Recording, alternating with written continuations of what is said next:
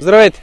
Аз съм Влади Кулев и ще бъда вашият инструктор, вашият тест пилот, да го наречем, макар че не обичам тази дума, за сайта knowroad.word.com knowroad.word.com.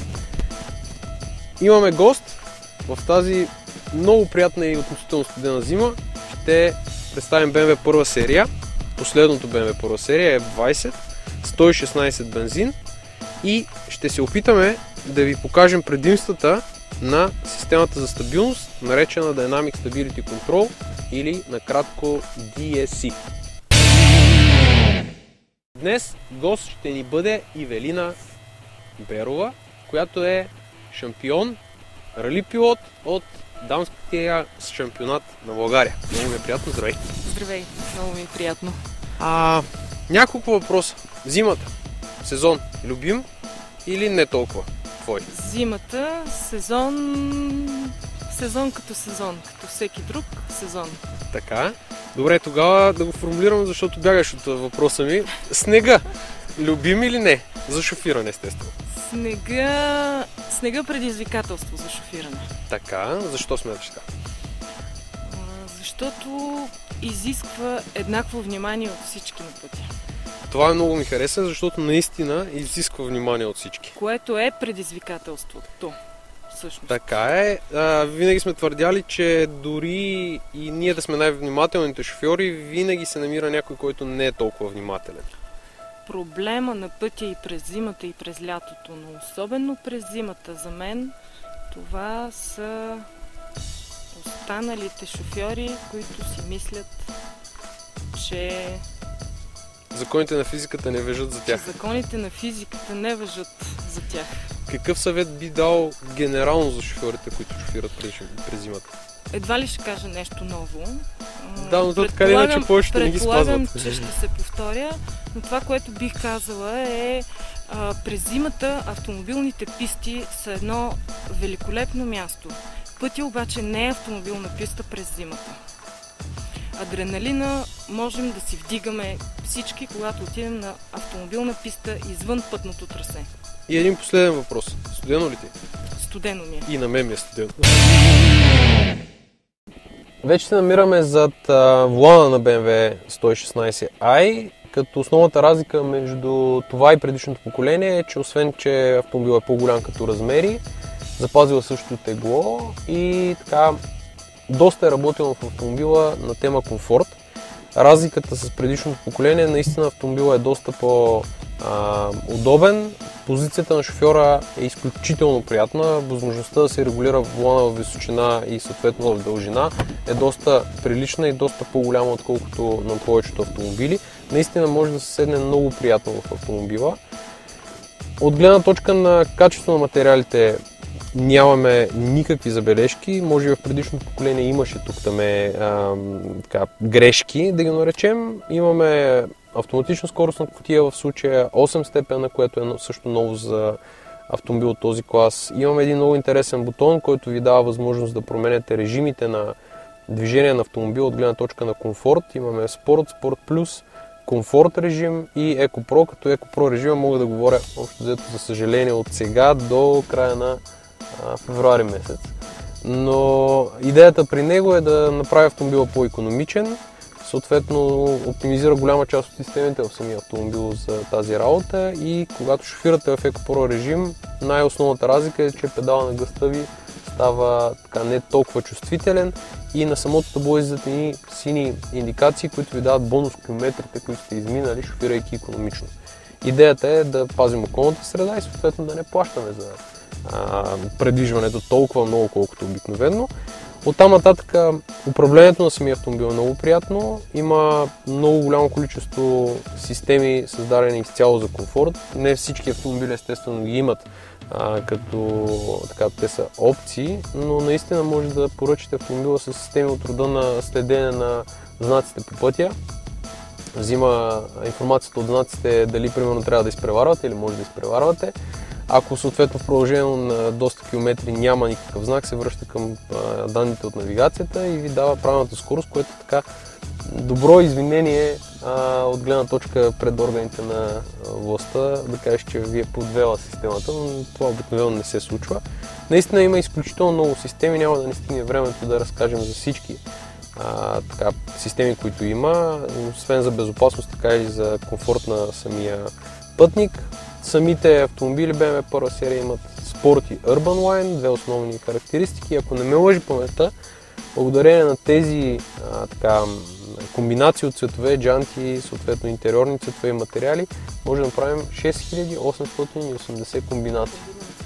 Да, което общо взето е число, което много приятен индивидуализъм внася в цялата атмосфера.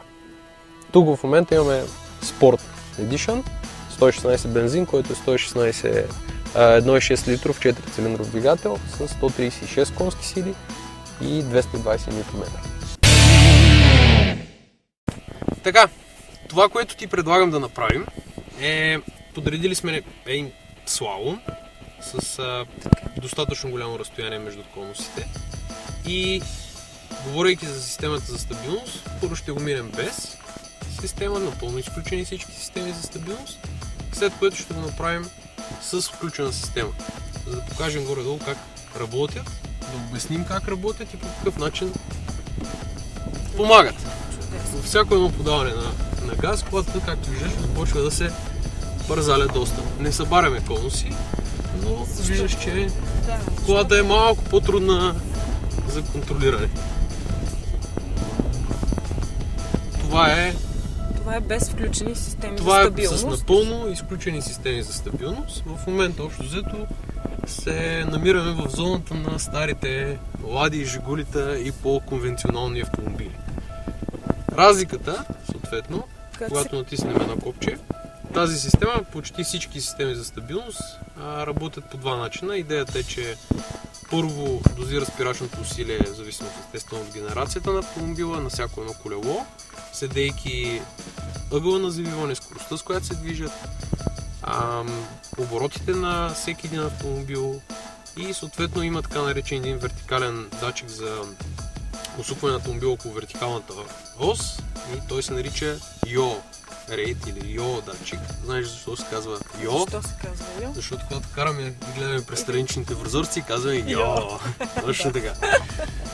Иначе, при всяко едно запалване на автомобила, системата работи в момента и въпреки, че в момента съм натиснал гъста до дупка, виждаш, че автомобила не се занася, той е стабилен и следва... Абсолютно до-долу съм набил педала на гъста и както виждаш няма никакъв проблем, можеш да шофираш.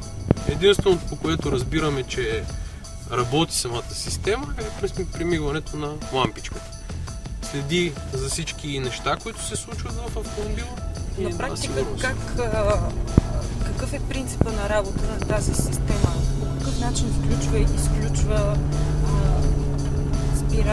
спирачната система, как работи в този случай? Индивидуално на всяко едно колело, като съответно при ползването на автомобила, в случая сме с задно предаване, в момента в който започне да превъртат колелетата, гъста се отнема съответно от шофьора. Системата иззема функциите, за да могат нещата да бъдат в безопасна среда. И съответно индивидуално на всяко едно колело прилага спирачно усилие, за да може да запази, да противодейства. Там, където загуби сцепление определено колело, съответно прилага спирачно усилие, за да върне колата в контрол. И въпреки, че минаваме вече няколко пъти по слалома с педала на гъста наистина натиснат до пода, колата, както виждаш, остава без никакви, абсолютно стабилна и мога да завия на където искам. Едно общо правило за всички системи за безопасност. Те не заместват законите на физиката. Това е много важно, защото изключително много шофьори шофират автомобилите си и си казват, да, аз имам последно поколение автомобил, този завой ще го взема без проблем. Разчитайки на това нещо. Това няма как да стане. Ако има заледен участък и така нататък, системите могат да ви помогнат, но не разчитайте изцяло. Винаги мислете първо с главата си, след което вече шофирайте. Има още един режим на тази система, която е когато натиснем веднъж копченцето. Той се казва Traction и системата на практика се рестриктира. дава възможност да се поднася автомобила, но ако в момента, в който не противодействаме, виждаме, че автомобила се завърта. Той е направен по-скоро така или иначе да бди над вас тази система на шофьора, но да може съответно да има повече препознаване, ако автомобилът съответно е затънал. В момента, в който почне да прави по-сериозни отклонения автомобила и прилага тук-там спирачно усилие, за да може все пак автомобила да остане стабилен. Това е общо взето системата за стабилност.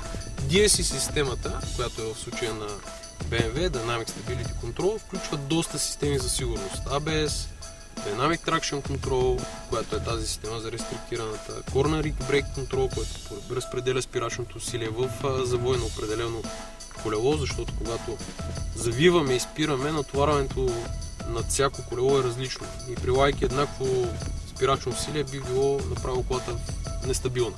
Заради това Corner Brake Control, взето системата разпределя правилното спирачно усилие върху всяко едно колело. Има система, която прави оптималното спирачно налягане на автомобила, на спирачната система, защото много шофьорите спират по различен начин. Най-добре се спира естествено, когато натискаме възможно най-бързо и възможно най-силно спирачките. Много голяма част от шофьорите натискат бързо спирачките като време за реакция, но за съжаление не ги натискат достатъчно силно. И другата съответно категория е натискат ги по-бавно до достигане на оптималното спирачно усилие, което естествено увеличава дистанцията. Тази система се грижи за това автомобила да спира винаги във всеки един момент, възможно най-ефективно. Добре.